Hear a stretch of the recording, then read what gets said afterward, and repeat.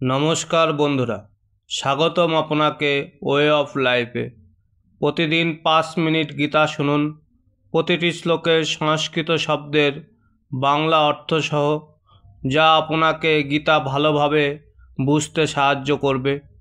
গীতা পাঠে জীবনে সুখ ও শান্তি লাভ হয়, তাই প্রতিদিন গীতা শুনুন বা পড়ুন।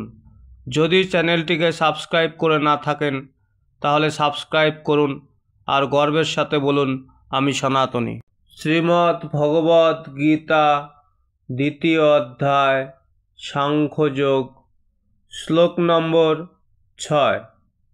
ন চৈতদ্বিদ্ম কতরন্ন গৌরীয় যদ্বা জয়েম যদিবা ন জয়ৌ ইয়ানেব হত্বা ন জিজীবিষামস তেহ অবস্থিতা প্রমুখে ধৃতরাষ্ট্র।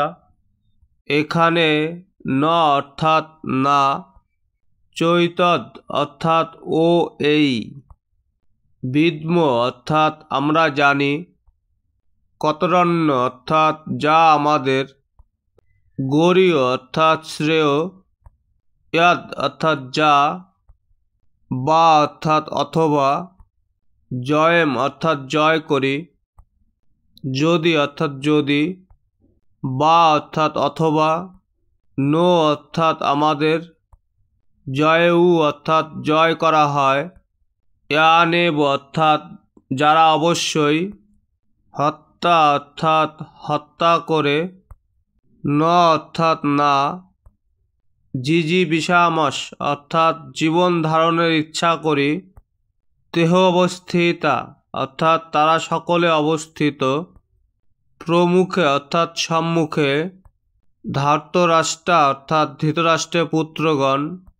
সম্পূর্ণ শ্লোকের অর্থ: তাদের জয় করা শ্রেয় না তাদের দ্বারা পরাজিত হওয়া শ্রেয়, তা আমি বুঝতে পারছি না।